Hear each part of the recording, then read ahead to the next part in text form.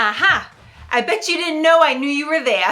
Hi everybody, it's me, Katie. Welcome back to my channel where it is all Revolutionary War all the time. Now, it may surprise you to know because we have a pretty good time on this channel, but the life of a historical action adventurer is not always all fun and excitement. Evidently, I'm going to have to climb over this. Oh, no. Or actually, well, yeah, maybe it is. But I do hit the books a lot. And I recently came across something in my research that made me laugh out loud. But first, if you've been here before, thank you so much for watching, and I'm so happy that you're back. If you have never come to this channel, then welcome. My name is Katie Turnaghetti, and I am a Revolutionary War researcher, writer, and speaker based in the Boston area. And this channel is intended to be a fun and friendly place where I share my research. And also on this channel, we embark on wild and crazy historical action adventures where we visit historic sites like battlefields, burying grounds, historic houses, and all sorts of places in between. So I'm kind of following in the footsteps of the provincial troops who crossed over Charlestown Neck, climbed Bunker Hill. I am getting a little winded, not as winded as I thought I would though.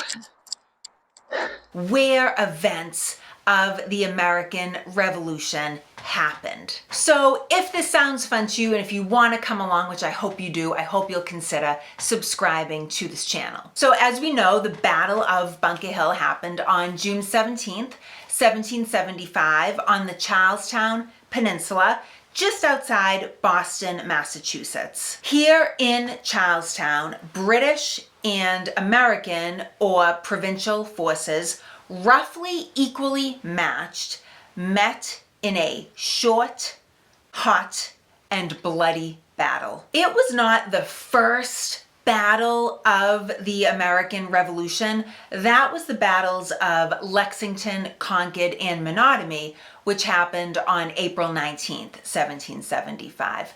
But the Battle of Bunker Hill was the first battle where the actual ground underneath the participants' feet was contested. Now, the British won the Battle of Bunker Hill in that they took the ground. They succeeded in driving the provincials off the Charlestown Peninsula. They ended the day in possession of Charlestown. The Americans, however, inflicted way more casualties. By the end of June 17th, over 1,000 British soldiers and officers were killed or wounded, as opposed to about 450 provincials. So it is often considered a Pyrrhic victory for the British, and you get a sense of that when you read primary sources, letters written home by British officers or diary entries from the time.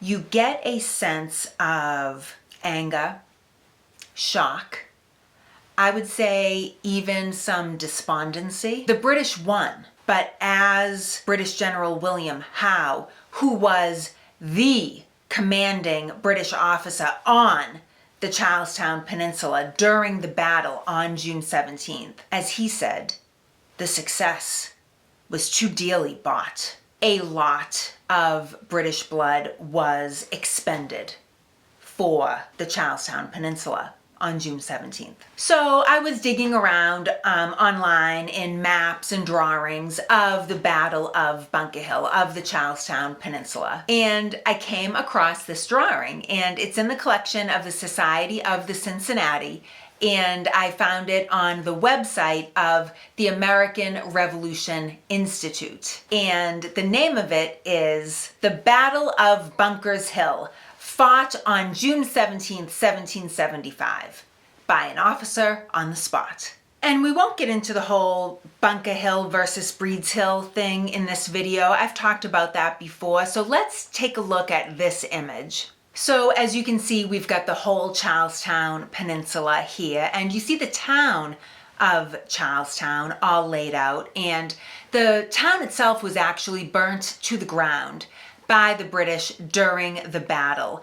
American marksmen had been positioned in the buildings of the town to harass the British left as it staged its attack on the redoubt on top of Breeds Hill. So the British lobbed explosive shells from the Copp's Hill Battery in Boston into the town of Charlestown, setting it on fire and burning it. Also on this map, we see the initial British landing spot on Morton's Point. We also see where the British reinforcements arrived after they were ferried across the Charles River from Boston. And we see the famous redoubt on top of Breeds Hill. And on this map, it's labeled Warren's Redoubt, which is a reference to Dr. and General Joseph Warren, who was killed at the Battle of Bunker Hill, which of course was a major loss to the Patriot movement in revolutionary Massachusetts. The American redoubt on top of Breeds Hill was like an earthen fort that had been dug in the overnight hours of June 16th going into the 17th and was spotted by the British at dawn on June 17th. The British knew immediately that that position was very dangerous to British occupied Boston, and so the British knew that they must immediately dislodge the Americans from that threatening position. And that's kind of what triggered the Battle of Bunker Hill. And also on this map, you see kind of generally where the British forces arrayed themselves and also the American forces. Eventually, after several attempts, the British successfully stormed the redoubt on top of Breeds Hill. The battle, as I always have to say, I have to get it in here, did not just occur on Breeds Hill, though. The battle raged all over the peninsula. I'll leave it there for now. But also on this map, you see kind of the path that the American retreat took. A retreat was sounded after the British successfully stormed the redoubt, and the Americans retreated over Bunker Hill, across Charlestown Neck, and back to the main camp at Cambridge. But there's this very odd thing. If you look in kind of the left side of the map in the Charles River area, because the Charlestown Peninsula was bordered by the Charles River, the Mystic River, and kind of the confluence of these rivers and Boston Harbor. And so if you look to the left, up by Charlestown Neck, which is that skinny strip of land that kind of connects the whole peninsula to the mainland, you see is written, "Hither the ships ought to have come." Hither the ships ought to have come? What is this? This is like someone in 1775 is being a Monday morning quarterback. Hither the ships ought to have come. In 1775, someone is clearly expressing disapproval about how things went, how the British handled it, and they're kind of taking this opportunity in creating this map, evidently, to intone, "Hither the ships ought to have come." But the funny thing is, thither the ships did go. They did go there. British ships did. Kind of. So let's take a look at a couple other maps, and we're going to see something is missing from this map here that I'm showing you. Hither the ships ought to have come. Okay, so this map I'm going to show you, it's called Battle of Bunker Hill, and it is in the collection of the Leventhal Map Center at Boston Public Library, and it's also in the Library of Congress collection. And it's an awesome map, tons of awesome details. So let's check it out. So yet again, you kind of see the grid-like pattern of streets in the area of the Charlestown Village. You see the redoubt on top of Breeds Hill. You see Morton's Point where the British landed. You see the general array of British and American forces and kind of roughly where they were situated on the peninsula. But there's another feature on this map that is not shown in the Hither the Ships Ought to Have Come map.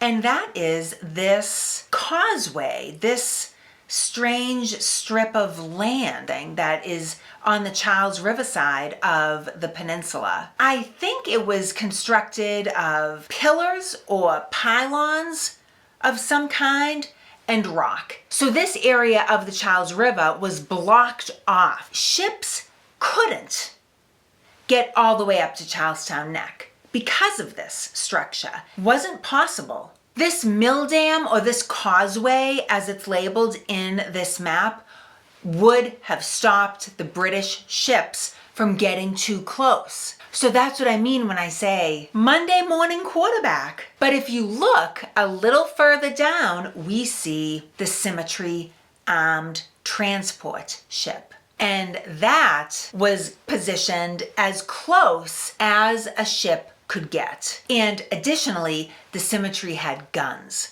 And so the Symmetry was firing cannon shot across Charlestown Neck. So it's not like thither the ships did not go.